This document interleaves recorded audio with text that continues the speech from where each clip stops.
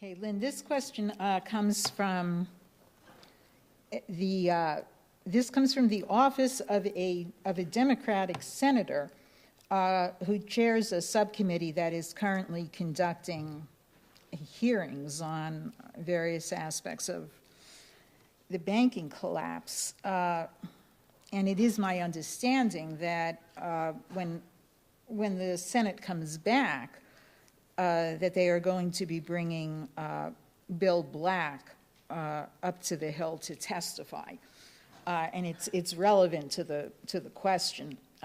He asks, he says, Mr. LaRouche, during the savings and loans scandal in the 1980s, Bill Black, who teaches economics and law at the University of Missouri, Kansas City, was the federal regulator who accused House Speaker Jim Wright and 5 U.S. senators, who, by the way, included John Glenn and John McCain, of doing favors for the S&Ls in exchange for campaign contributions and other things. They got off with a wrist slap, but Mr. Black and others successfully led a series of investigations of the savings and loan that resulted in convictions and re-regulation of the entire industry. On last Friday night's edition of the Bill Moyers Journal, Mr. Black said that the current economic and financial meltdown is driven by fraud. And he said that the banks got away with it because of government deregulation. To quote him, he said, "Now we know what happens when you destroy regulation. You get the biggest financial calamity that anybody under the age of 80 has ever seen." He also pointed out the contradictions in what we are hearing from the administration. He said that Tim Geithner is publicly saying, and we have all heard him say it, that it will probably take about $2 trillion to deal with the problem of the U.S. banks. But at the same time, the Treasury is allowing all of the banks to report that they are not only solvent, but also fully capitalized. The fact is that both statements can't be true. The question, though, is why are they covering this up? Some would argue that it's because they're scared to death of a collapse and that we just can't let the big banks fail. Others, like Mr. Black, seem to think that they're covering this up because they're covering up fraud. Now, some months ago, you called for a new Pecora Commission to conduct an investigation of how we got into this mess. You have also called for a return to a Glass-Steagall framework.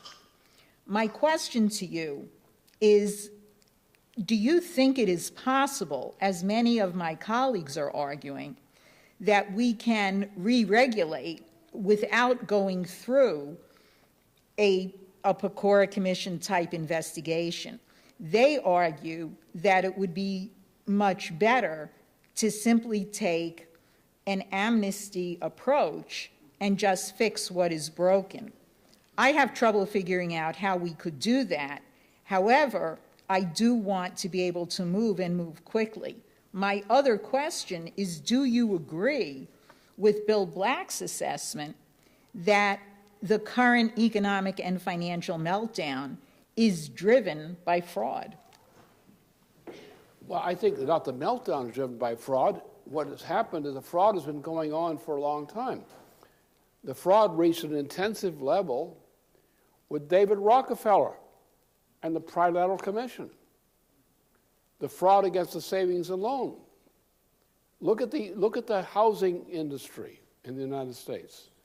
Under the Roosevelt era approach, which was the Savings and Loan Association, the 4.5% business. And what happened as a result of that?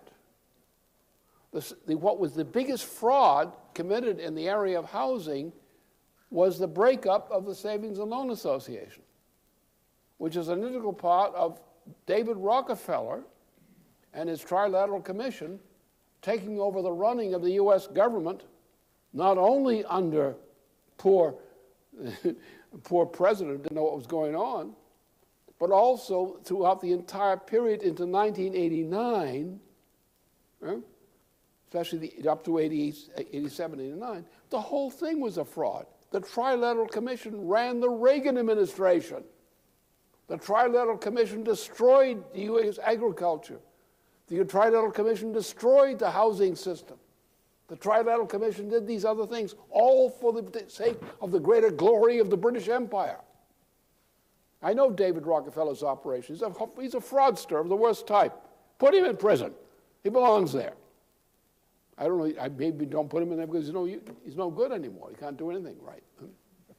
But this is the problem here.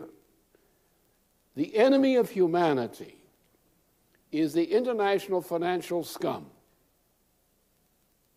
These people should be eliminated from all positions of power. Look, what did I propose back in the 25th of July of 2007?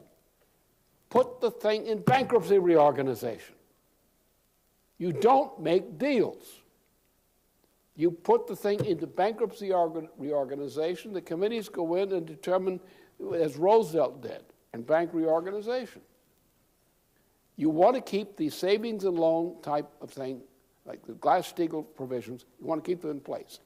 You go into a bank, and the decision I went through this is very simple, really. You go into a bank and you say, well, I got a bank in this community. This community depends upon this bank. Okay, we're going to keep the bank open. Well, what are we going to do? We're going to put it in bankruptcy. We will take all the garbage and we'll put that in a different compartment. We'll take everything which is pro forma viable, because we want to do two things. We want to sustain the community.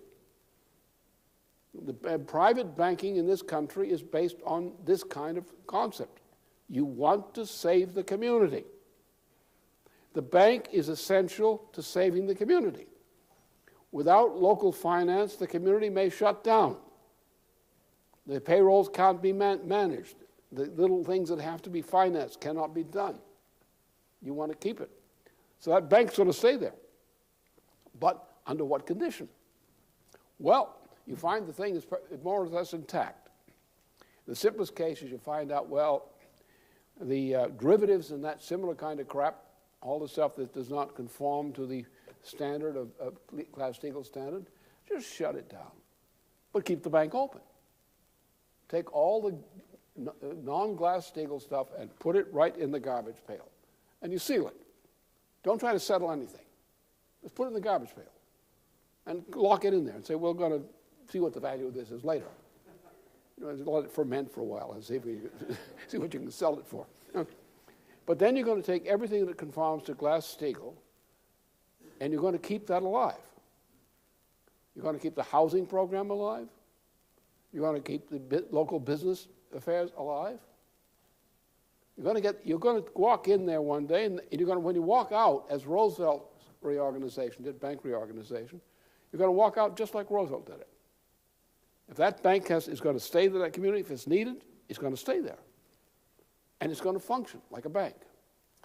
What the condition will be under which the ownership or responsible people of the bank will function, that it has to be settled. But before you do anything else, you assess what that bank is.